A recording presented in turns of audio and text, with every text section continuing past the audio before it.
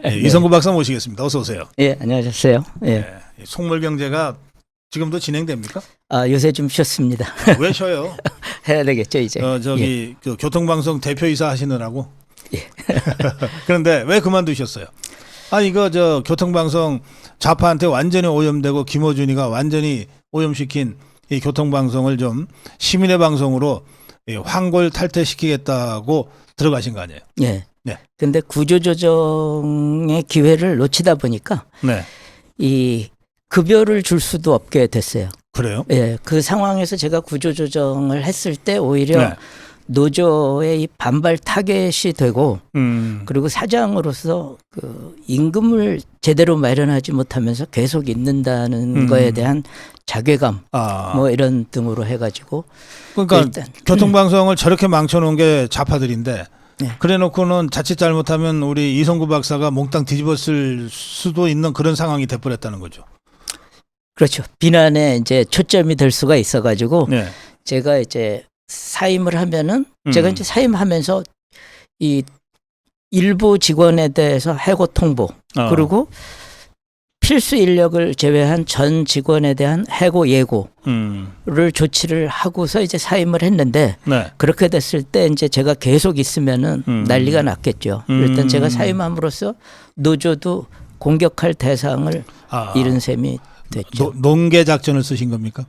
그런데 이제 황당한 거는 예. 그 조치들을 그냥 완전히 무시하고 있다는 겁니다. 아 그래요? 예, 거의 그 부분은 이제 불법 상태라고까지 볼 수 있죠. 우리 이성구 박사가 공정거래위원회에서 공무원 생활 쭉 하셨죠. 예. 이제 공무원 생활하시다가 이제 부당 해고를 당하셔가지고 뭐 그거는 이제 오랫동안 소송을 예. 했고 예. 그래서 이겼잖아요. 예. 그 후에 이제 속물경제라는 유튜브 크리에이터로 활동하시다가 TBS를 이제 맡으셨던 건데, 네. 그러니까 이 종북주사파 민노총 이 노조원들하고 부딪힌 건 이번이 직접 부딪힌 건 이번이 처음 아니에요. 사실 근데 현재 노조는 네. 그냥 그런 좌편향 노조라기보다는 그냥 어리석은 욕심으로 가득 차 있다고 볼 수 있어요. 그래요. 예. 그 완전 기득권 집단처럼 돼 있는 모양이에요. 그러니까 이런 거죠. 저는 이 TBS를 망친 세 가지 원인이 하나는 네. 이제 김어준을 중심으로 했던 일부 정치 편향적 직원들, 또 하나는 철밥통 같았던 노조, 효율화에 전혀 관심이 없었던, 그리고 박원순 시장, 뭐 오세훈 시장까지도 이런 문제에 대해서 소극적으로 혹은 방조했던 서울시 이 세 가지가 시민들의 엄청나게 귀중한 자산을 망쳐버렸다, 훼손시켰다 이렇게 생각합니다. 네, 뭐 김어준이 얘기는 뭐 다시 할 필요 없을 것 같고요. 예. 정치적으로 오염시켰을 뿐만 아니라 그게 TBS만 오염시킨 게 아니거든요. 네. 이 종북 주사파들이 뭐 온 언론을 다 오염시켰고 지금도 오염돼 있어요. 자, 그건 그렇고 노조가 뭐 꼭 무슨 민노총이나 무슨 이념 성향보다도 자기 밥그릇이나 챙기는 기득권 집단화됐다, 노동귀족화됐다 이런 말씀이시네요. 그렇죠. 어떻게 되냐면은 보니까 가서 네. 봤더니 단체 협약을 보니까 네. 사장이 어떻게 경영권을 행사하기 굉장히 어렵게 돼 있는 겁니다. 그건 무슨 얘기냐면은 훌륭한 사장들, 그러니까 나는 노조하고 늘 화합하고 지내 하는 그런 사장으로 3대가 가면은 주인 없는 조직에서는 회사 자체가 노조의 포획이 돼버리는 그렇죠. 겁니다. 사장은 뭐 2년 3년 하다가 그만두는 거고 예. 노조는 거기서 계속 있으니까 예. 이제 노조가 주인이 되는 거지. 그러니까 하나하나 떡을 주는 거죠. 사장들이. 사장들이 올 때마다 나는 훌륭한 사장이니까 직원들하고 잘 조화롭게 지내 하면서 있잖아요. 떡을 하나씩 주면은 노조랑 야합하면 사장 하기가 당장은 쉽거든. 그렇죠. 뭐 출근 저지투쟁 같은 것도 안 할 거고. 그렇죠. 음. 그래서 그걸 알았어요. 공기업들이 노조에 포획되는 과정을. 근데 이게 어떻게 되는 거냐면 국민의 자산을 네. 일부 그런 이기적인 노조한테 넘겨주는 행위입니다. 어허. 훌륭한 인격이 아니라 어떻게 보면 아주 이 국민들의 재산을 그런 강성 노조한테 넘겨주는 행위니까 배임 행위죠. 어허. 예. 예. 그 배임의 대가로 자기 사장 자리는 보존하고. 그렇죠. 윗사람이나 주변에서 저 사람 이게 인격이 야합 훌륭하구나 이렇게 되는 거죠. 예? 이게 야합 아닙니까? 그렇죠. 참. 그래서 결국은 그만두셨네. 사실 제가 처음 갔을 때 저는 네. 살릴 수 있다고 생각을 하고 갔어요. 네. 서울시 의회에 지원을 요청해 가지고 우리가 한 50% 이상을 돈을 벌 테니까 반 정도만 대주면 된다. 그리고 이거가 서울시나 시의회가 그렇게 함부로 없앨 자산이 아니고 왜 그러냐면 수도권 뭐 2천만이 넘는 시민들 중에서 반 이상이 TBS의 주파수를 기억하고 있고 네. 그리고 대다수의 자동차에 선국이 돼 있어요. 어허. 그리고 그 유튜브 채널도 구독자가 200만이 넘습니다. 아, 교통방송이. 예. 그럼 이런 자산을 활용하면은 독자 생존을 못 한다는 게 이상했어요. 그러니까요. 예. 제가 이 하도 이제 김어준이한테 오염되고 이래가지고 다들 TBS 없애야 된다고 그럴 때도 아니 그걸 왜 없애? 우리 걸로 만들어서 활용을 해야지. 세탁해서 활용하면 되잖아. 그렇죠. 김어준이 주장을 했는데. 김어준이 그렇게 성공할 수 있었던 것도 네. 바로 그런 기반에서 성공했던 거예요. 그럼요. 2천만 그 수도권에 있는 시민들이 이 방송을 기억하고 있고 네.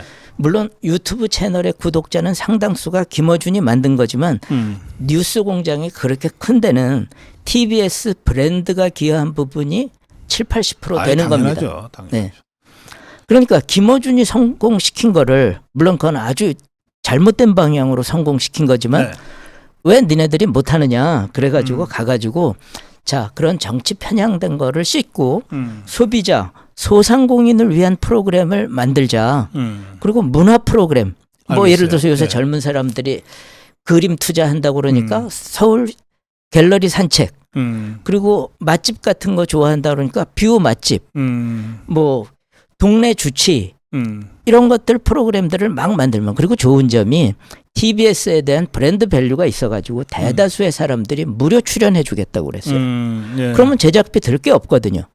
인건비만 있으면 되는 거예요. 그랬더니 노조하고 일본 직원들이 뭐라 그러냐면 우리가 홈쇼핑입니까? 이러는 거예요. 황당한 거죠. 참 주제도 모르고. 예, 하여튼 그리고, 알겠어요. 예. 자, 그런데 예. 아까 서울시도 잠깐 언급하셨거든요. 박원순이나 오세훈이나 예. 그랬어요. 아니 오세훈 시장은 이렇게 해서 좌파들한테 완전히 그 좌파 진지로 전락했던 예. 이 교통방송을 정상적으로 시민의 방송으로 돌려놔야 될 책임이 있는 거 아니에요? 그렇죠. 뭐 그걸 왜 방관하고 방치합니까? 처음에는 물론 이제 약간 무리가 따랐을 수 있어요. 왜 그러냐면 박원순 시장이 만들어놓은 이사회의 과반수가 저쪽 편이었기 때문에 그렇지만 여러 가지 법적 장치들 예산권이 있었기 때문에 네. 그걸 1년 반 이상 끌었다는 거는 문제가 있습니다. 소극적 대응이라고 봐요. 그리고 예. 이후에도 저는 오히려 좋은 기회라고 생각했어요. 왜 그러냐면 노조에 포획되어 있는 회사를 제가 구조개혁을 하기 위해서는 예산이 줄어든 순간이 오히려 저한테 권한이 주어진 거예요. 이제 예산이 없으니까 구조조정을 할 알겠습니다. 수밖에 없다. 예. 이게 이제 그 오염된 거 버리자 그런 식으로 하면 우리 KBS도 버려야 되고 다 버려야 되거든요. 저는 그러면 KBS 전격 시선 뭐하러 하고 있어요? 다시 국민의 방송으로 바꿔서 네. 진정으로 언론의 역할을 하게 해야 우리 자유파한테 도움이 되는 거 아니에요. 네. 그거 하기 위해서 제가 지금 가서 저 아침마다 고생하잖아요. 그런 식으로 이게 교통방송도 서울시장이 우리 국민의 힘이고 서울시 의회가 다수가 우리 국민의 힘이고 그리고 지금 이성구 박사 같은 정말 진정한 자유파의 그 이 행정가가 그 교통방송에 들어가서 그 철밥통 같은 노동귀족대에 있는 노조들하고 협상을 해서 뭐 구조조정도 하고 합리적인 네. 수준에서 하면서 시민의 방송으로 다시 환골탈 때 시키면 되는데 엄밀하게 이야기하면 예. 저는 시장주의자지 좌우파도 없어요. 예. 제가 일본어 방송을 시장주의자가 우파예요. 예. 예, 좌파는 시장을 부정하니까. 예. 일본어 방송을 하자. 왜냐면 예. 한국에 오는 관광객이 일본이 국적별로 보니까 1등이다. 그런데 우리가 외국어 FM에 있으니까 일본어 방송을 하자. 맞아요. 그랬어요. 외국어 FM 있어요. 그랬더니 뭐 온갖 이유로 거부를 해요. 친일파라고 또 그렇겠죠. 뭐. 매도당할게. 저는 그런데 뭐 그런 욕은 먹을 각오가 돼 있으니까. 그래서 제가 이랬어요. 아니 그리고 그때 마침 제가 진행자를 섭외한 사람이 좀 우파 유튜버였어요. 그래요. 근데 예. 그 친구가 음악도 하고 뭐 이래서 음. 재미있게 하겠다. 네. 자꾸 그러길래 야 좌파 중에서도 재미있는 사람 있으면 데려와. 더블 MC로 쓸게. 무조건 버티고 안 하는 거예요.